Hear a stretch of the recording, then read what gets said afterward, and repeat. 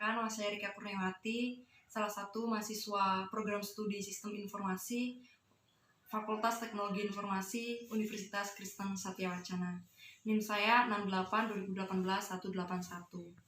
Untuk memenuhi tugas mata kuliah Manajemen dan Bisnis mengenai proses manajemen, di sini saya akan menjelaskan apa itu proses manajemen dan apa-apa saja yang ada di dalam proses manajemen. Nah, proses manajemen adalah suatu proses yang dimana di dalamnya terdapat proses pengendalian, pengorganisasian, pelaksanaan, dan proses perencanaan. Nah, proses ini dilakukan untuk mencapai suatu tujuan yang secara khusus untuk mencapai tujuan ekonomis. Nah, tadi saya telah menyebutkan ada 4 proses, yaitu proses pelaksanaan, pengorganisasian, perencanaan, dan proses pengendalian. Nah, yang pertama yang dilakukan yaitu proses perencanaan.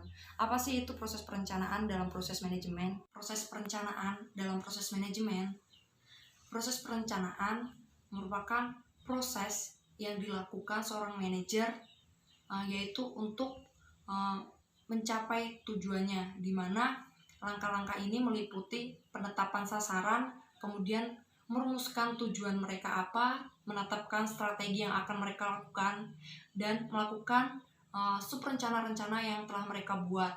Nah, hal ini dilakukan supaya seorang manajer dapat mengkoordinasikan setiap kegiatan yang akan dilakukan. Baik, selanjutnya untuk yang kedua, yaitu proses pengorganisasian. Nah, proses pengorganisasian ini dilakukan seorang manajer untuk melaksanakan setiap perencanaan yang telah dibuat secara terkoordinir. Nah, proses pengorganisasian ini meliputi pembuatan keputusan, kemudian siapa yang akan melakukan pekerjaan apa atau tugas apa, dan siapa yang akan melakukan pekerjaan tersebut untuk siapa. Selanjutnya yaitu proses pelaksanaan. Nah, proses pelaksanaan ini dilakukan seorang manajer untuk menumbuhkan semangat para karyawan supaya para karyawan mereka ini dapat melakukan setiap tugas dan pekerjaan mereka secara bertanggung jawab dan sebaik mungkin. Nah, selain itu, dalam proses pelaksanaan ini, manajer dapat melakukan pembimbingan kepada karyawan mereka sehingga setiap pekerjaan dan tugas mereka dapat dilakukan sesuai perencanaan yang dilakukan oleh manajer ini. Kemudian, dalam proses perencanaan ini dilakukan sang manajer untuk memotivasi dan menginspirasi para karyawan mereka supaya mereka dapat bekerja sekeras mungkin dan sebaik mungkin agar setiap sasaran organisasi mereka dapat tercapai dengan baik. Nah, yang terakhir merupakan proses pengendalian atau controlling. Nah, proses pengendalian ini dilakukan seorang manajer untuk melakukan atau mengukur kinerja setiap karyawan mereka, di mana hal ini dilakukan untuk membandingkan antara hasil yang sesungguhnya dengan rencana yang telah mereka buat, sehingga hal ini dapat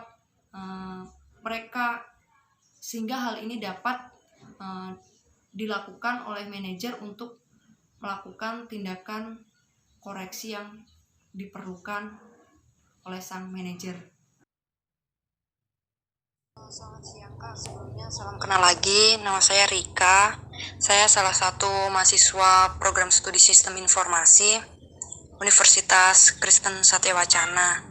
Untuk memenuhi tugas manajemen dan bisnis mengenai proses manajemen yang dilakukan seorang ketua organisasi, di sini saya akan mengajukan beberapa pertanyaan untuk kakak. Yang pertama, kakak sebagai ketua organisasi, proses manajemen mengenai perencanaan kakak itu seperti apa di organisasi kakak? Demikian kak. Halo, salam kenal juga ya. Sebelumnya perkenalkan, nama kakak Saputra Manurung, biasa dipanggil Putra. Saya alumni Universitas Sriwijaya. Nah, berhubung pertanyaan adik ini dari kalangan mahasiswa lah istilahnya, atau tentang manajemen di organisasi. Berbicara tentang organisasi, dari pengalaman kakak sendiri itu ada di himpunan atau ikatan keluarga mahasiswa bidik misi dan alumni Universitas Sriwijaya, dan berbagai organisasi lainnya, misalnya itu di Career and Development Center Universitas Sriwijaya juga. Nah, posisi saya sebagai ketua organisasi sebenarnya bukan di bukan di ketua satunya istilahnya, tapi di kepala bagian. Dan menjadi ketua organisasi itu hanya menjadi di ketua pelaksana maupun di ketua organisasi di luar kampus gitu.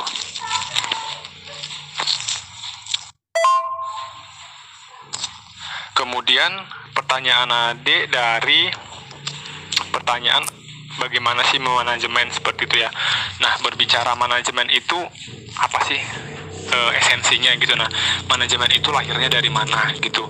Pasti manajemen dalam sebuah organisasi itu sudah ditentukan atau sudah ada dari awal. Artinya pasti dalam sebuah organisasi ada tujuannya ataupun goals yang akan dicapai nantinya, yaitu dicapai bersama-sama, baik itu di tim maupun secara individu, seperti itu.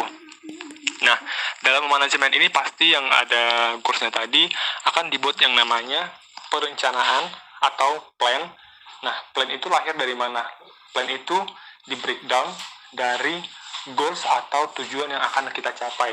Kemudian dari plan itu akan dilaksanakan atau yang namanya do itu melakukan rencana-rencana yang sudah dibuat tadi untuk mencapai tujuan tersebut. Kemudian setelah itu ada yang namanya correction.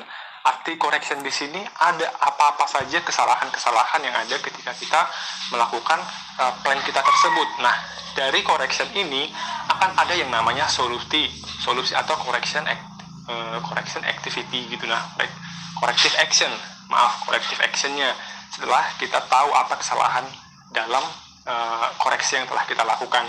Nah, singkat cerita, dapat dikatakan manajemen itu bagaimana kita memanage sebuah tujuan supaya lebih detail lagi untuk mencapainya, seperti itu. Atau dengan kata lain dapat disingkat dalam manajemen itu, baik itu manajemen waktu, manajemen kerja, ada yang namanya plan, do, corrective, and action. Baik Kak, selanjutnya untuk yang pertanyaan kedua masih tetap berkaitan dengan proses manajemen, namun ini poin tentang pengorganisasian. Nah, Kakak sebagai kepala departemen pada waktu itu memberikan pemberian tugas kepada bawahan Kakak sebagai kepala departemen itu seperti apa? Tepatnya seperti proses pemberian tugas maupun pengalokasian sumber daya yang Kakak lakukan pada waktu itu seperti apa? Demikian, Kak. Baik, ketika saya menjadi ketua organisasi di kampus dan kepala departemen juga, pastinya kita posisi sebagai ketua itu bukan sebagai bos, tapi kita adalah sebagai pemimpin. Artinya sebagai pemimpin itu bagaimana kita memberdayakan, bukan memeras bawahan atau memeras anggota kita. Nah, dalam pembagian tugas atau proses kerja yang saya lakukan dengan tim saya, artinya saya itu melit atau memimpin mereka untuk mencapai tujuan, goals yang saya bicarakan di awal tadi. Nah, dengan cara apa? Dengan cara membreakdown tugas-tugas yang sudah dijatahkan ke departemen saya. Nah, kebetulan di departemen yang saya tangani itu kemarin di departemen PPSDM atau sumber daya mahasiswa, dan satunya lagi kemarin saya megang di departemen services atau pelayanan. Nah, kemudian saya sudah membagi tugas dengan mereka, akan saya kontrol dan akan saya monitoring terhadap pekerjaan ataupun tugas yang saya lakukan, seperti itu. Artinya saya tetap melakukan kontrol dan monitoring terhadap kinerja atau progres yang mereka lakukan, baik itu secara per minggu maupun per bulannya selama masa periode kepemimpinan saya.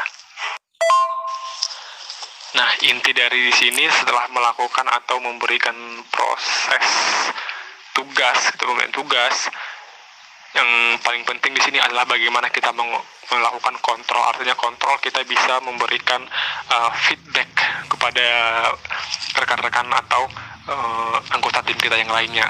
Dan monitoring di sini artinya kita dapat memastikan atau memantau pekerjaan mereka itu atau tugas yang kita lakukan itu dilaksanakan atau tidak. Untuk selanjutnya Kak, ini mengenai proses manajemen yang berkaitan dengan pengendalian dan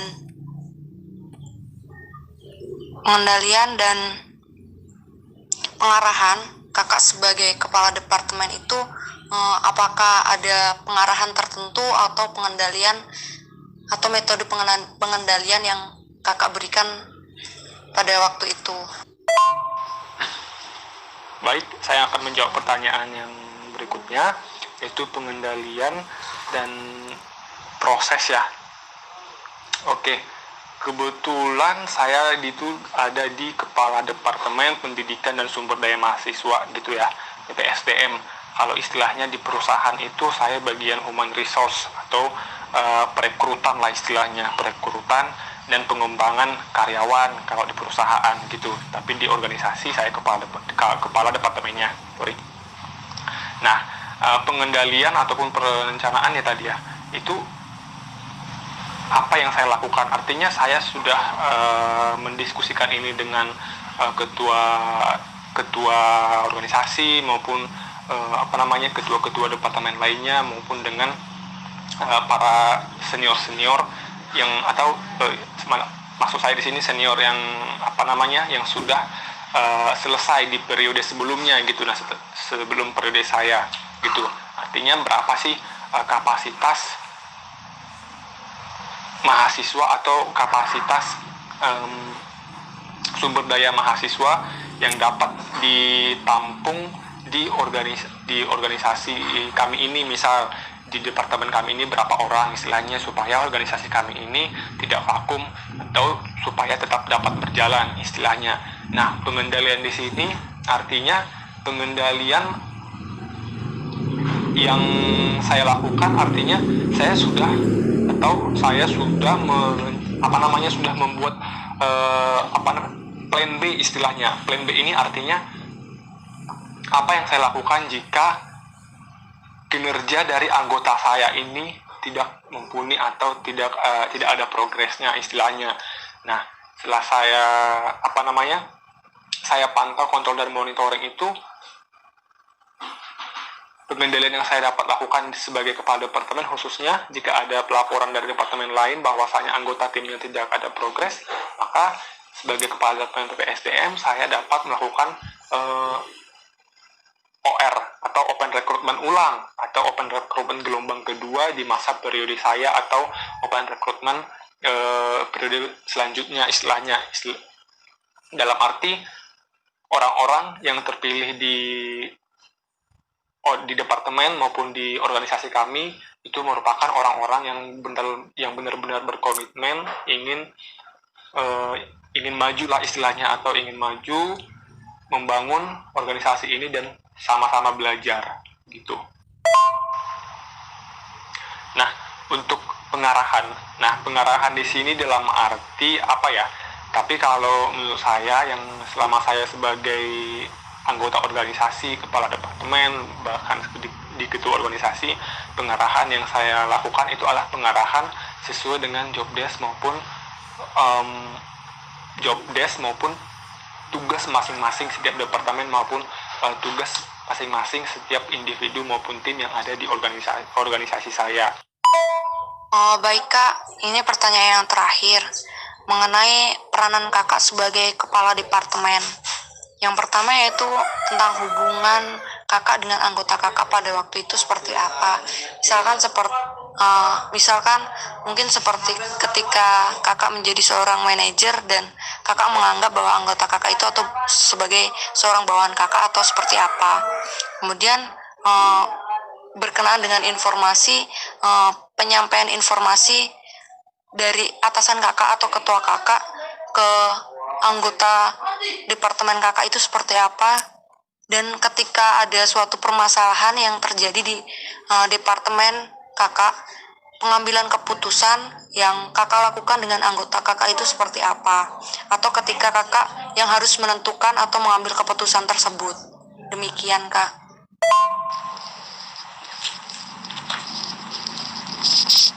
Oke, thank you. Aku menjawab pertanyaan yang terakhir ya, bagaimana tentang hubungan, kemudian penyampaian informasi, dan pengambilan keputusan. Itu poin dari pertanyaan yang terakhir ya.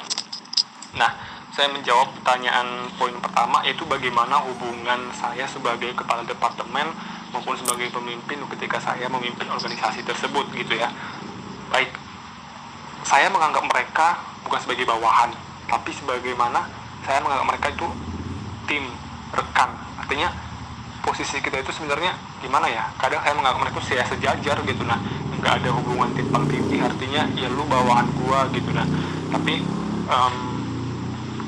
kita posisinya sama, itu posisinya untuk meraih goals yang sudah ada di departemen kita maupun yang sudah ada di organisasi kita gitu. Itu masalah hubungan gitu ya. Saya nggak pernah menganggap mereka itu sebagai budak maupun suruh-suruhan saya gitu, tapi bagaimana kita bergandeng tangan untuk mencapai tujuan gitu.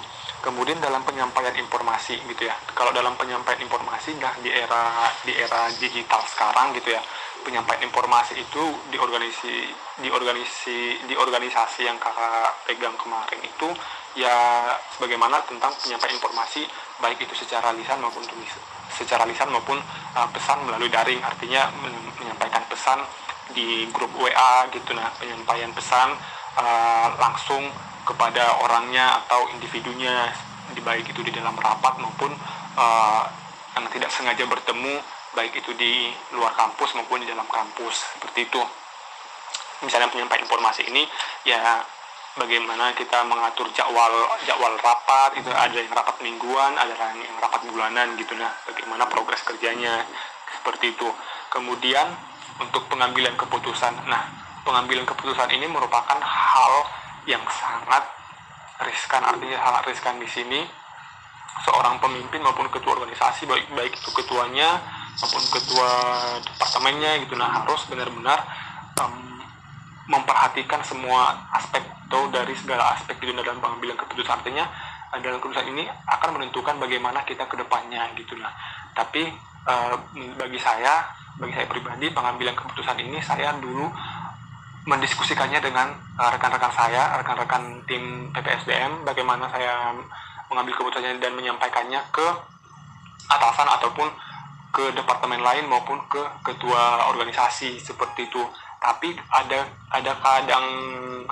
kadang-kadang ada satu case tertentu ya, misal saya mengambil keputusan langsung gitu. Nah, tapi saya mengambil keputusan itu secara langsung karena memang waktunya urgent, seperti itu. Misalnya jadwal meeting dengan all departemen gitu. Nah, saya nggak bisa nanya satu-satu misalnya kepada anggota saya, makanya langsung saya schedulekan, oke, dari departemen ini langsung aja meeting seperti ini ya, untuk event ini kita setuju tanggal segini ya gitu.